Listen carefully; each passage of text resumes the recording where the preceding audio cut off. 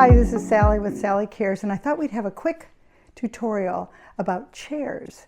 And we all know how you have your favorite chair, or your dad has his favorite chair, your mom has her favorite chair. Well, sometimes we have to pick a chair according to what's the safest kind of chair for someone who has a specific need to be safe, okay? So, plenty of times you'll walk into someone's home and there will be a different assortment of chairs to sit in.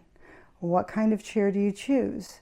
You can choose a chair with no arms, like this, and to sit in it, you have to have the upper body strength to literally push yourself up here, or you have to have the leg strength to actually get up without assistance.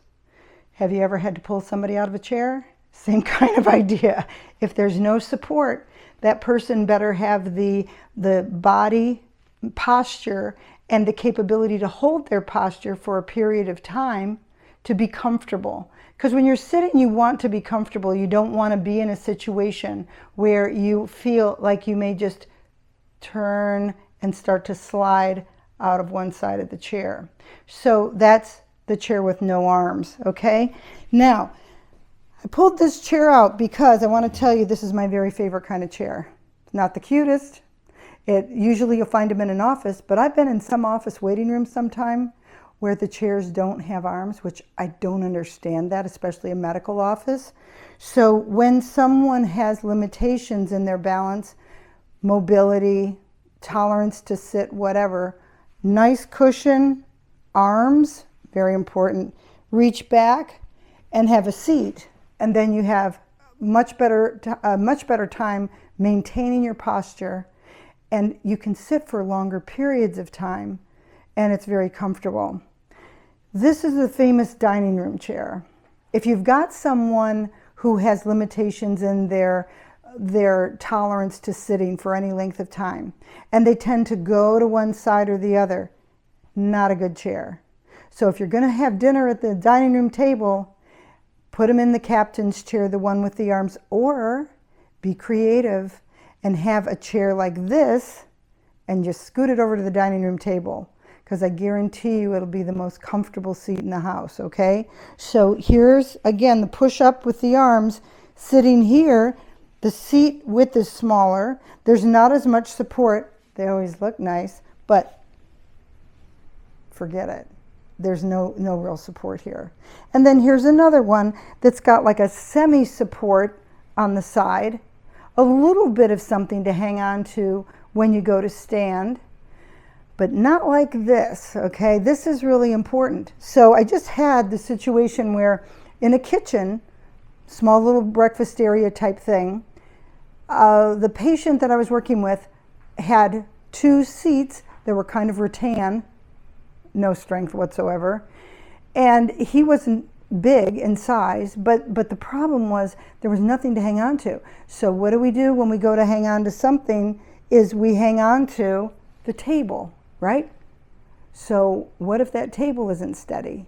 What if it tips around? You've been in a restaurant where they're all kind of moving and all that kind of thing, and you go like this and the whole table capsizes.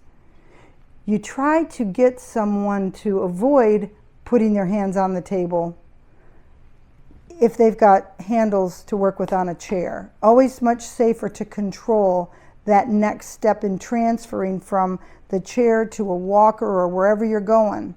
Now, if we move from this dining room type chair over to this one that has partial arms, you can reach back with either one hand or both. You can do that and push up from the chair.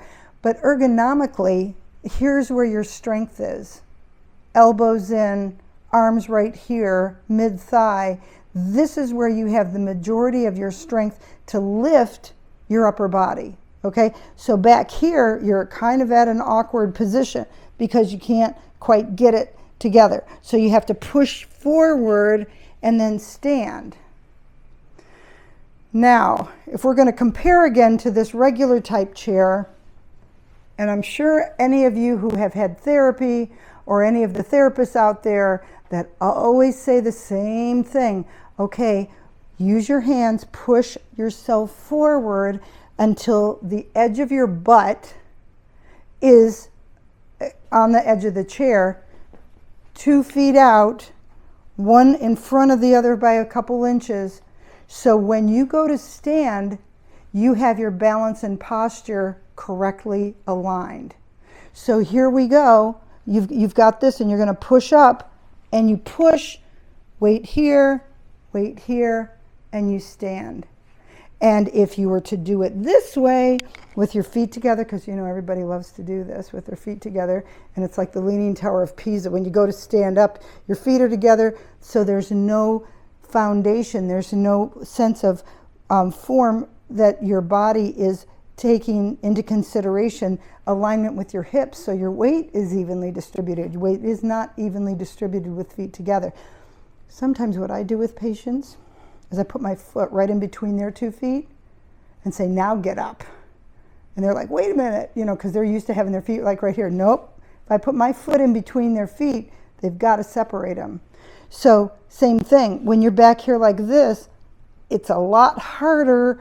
It's a lot harder to do that. And then what's happening here? This is not a normal way to stand up. So again, come forward. This is the largest amount of weight you're going to pick up right here from your hips to your knees. And then push and stand. So that's Sally's remember that tip for the day. Anyway, tell me what you think. Is this helpful? Always remember, you can buy a chair like this at an office supply place. It's just for an office desk. Use it at the dining room table. Who cares? That's my middle name. I don't. Safety is everything. So like, share, and subscribe the video. Let me know what you think. Comment below. Where are you watching from? Would love to know. Let me know what else I can show you. I'd be glad to do it. See you next time.